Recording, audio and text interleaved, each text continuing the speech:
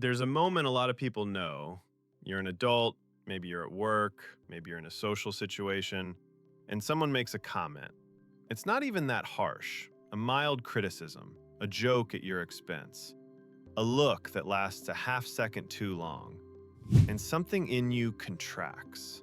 Not in a dramatic, visible way, just internally, quietly. A small flinch that no one else notices. And then you spend the next hour wondering why that bothered you so much. If you were bullied at school, you probably know this feeling. You might not have connected it to what happened back then, because the common assumption is that childhood bullying is a phase, something you move through, something that toughens you up, something that belongs to a chapter that closed the day you graduated. Kids are cruel, but you get over it. That's the story most people tell. The psychology tells a different story, a significantly more complex and significantly more compassionate one.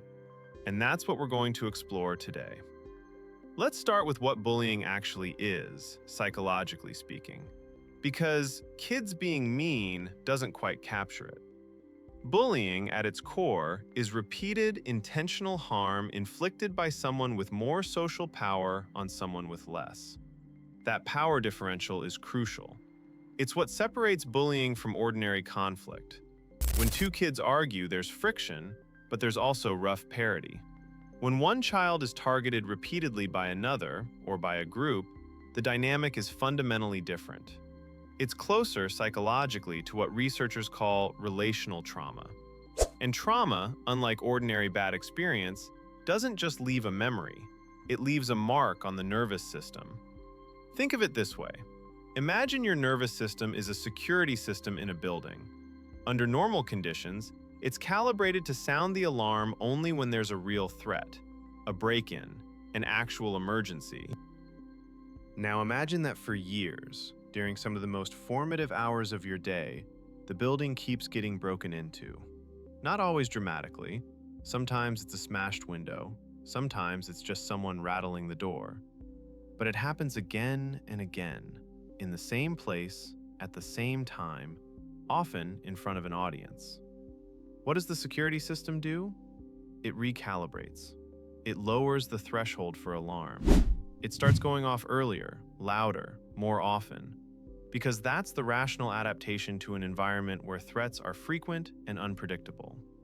This is what chronic bullying does to the developing brain's threat detection system.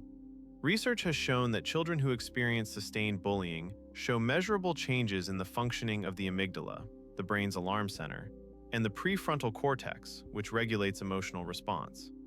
In plain terms, the brain learns to perceive social threat more quickly, more intensely, and in more situations than it would have otherwise.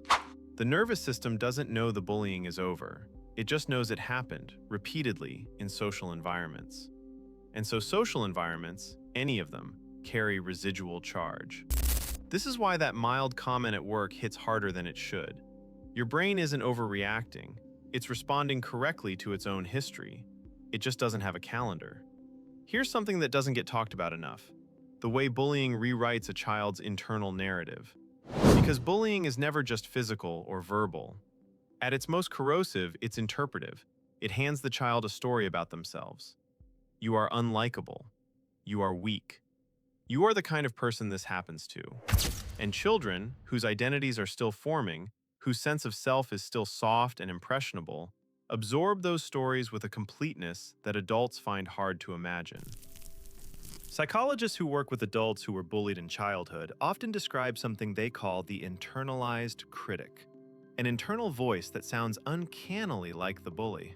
Harsh, categorical, certain. You're embarrassing yourself. Nobody actually likes you.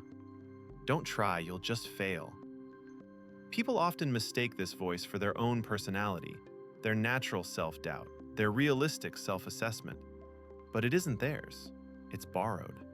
It was handed to them by someone who had no idea what they were doing, and it has been running in the background ever since. And this is where the research gets genuinely striking.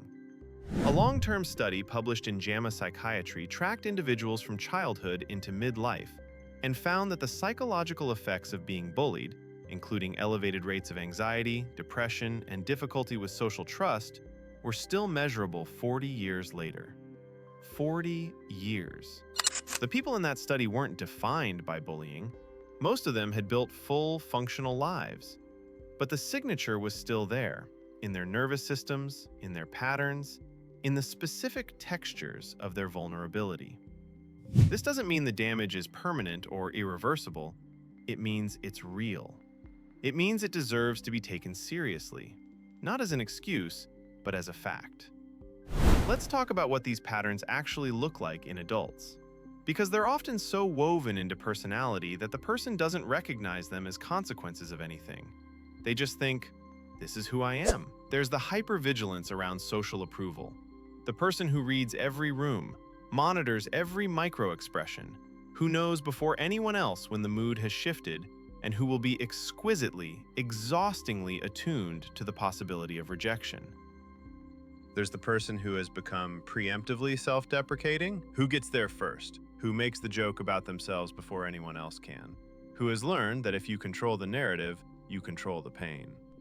There's the person who flinches from visibility, who is talented, capable, insightful, and yet cannot bring themselves to take up space, to speak first, to lead, because visibility once meant target. And then there's what I think is the most quietly painful adaptation of all, the chronic second-guesser. The person who, after years of being told their reactions were wrong, their feelings were too much, their presence was unwelcome, has developed a deep and habitual distrust of their own perceptions. Am I being too sensitive? Am I imagining this? Maybe they're right. This is what prolonged exposure to social cruelty does. It doesn't just hurt you, it teaches you not to trust the part of you that registers being hurt. Here's the reframe I want to offer, because all of this can sound bleak, and I don't want to leave it there. Every single one of those adaptations was intelligent. Not comfortable, intelligent. The hypervigilant person developed extraordinary social perception. The self-deprecating person developed humor and disarming charm. The person who avoided visibility developed deep observational skills, empathy, and a quality of attention that people who've always felt safe rarely have. The chronic second-guesser developed nuance, carefulness, the capacity to hold complexity without forcing resolution. These are not consolation prizes. They are real cognitive and emotional skills that were forged in difficult conditions. The work, in therapy, in self-understanding, in relationships that feel safe enough to experiment in, isn't to dismantle these traits. It's to make them optional. To have access to the skill without being governed by the fear that produced it. Because that's the difference between a person who reads rooms because they're curious versus a person who reads rooms because they're afraid. The behavior looks similar from outside. The internal experience is entirely different. And it's the internal experience that changes slowly with time and with the right kind of attention.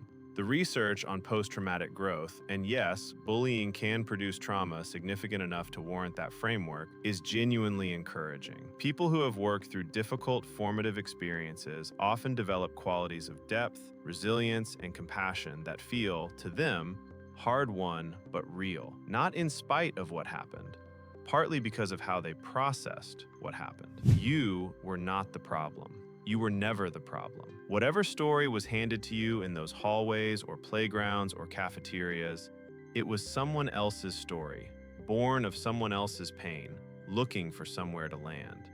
It landed on you. That wasn't your fault, and it isn't your identity. If any of this landed somewhere real for you, drop a comment. I read them. And I'm especially curious, which of those adult patterns do you recognize in yourself, if any? Sometimes just naming it is the beginning of something.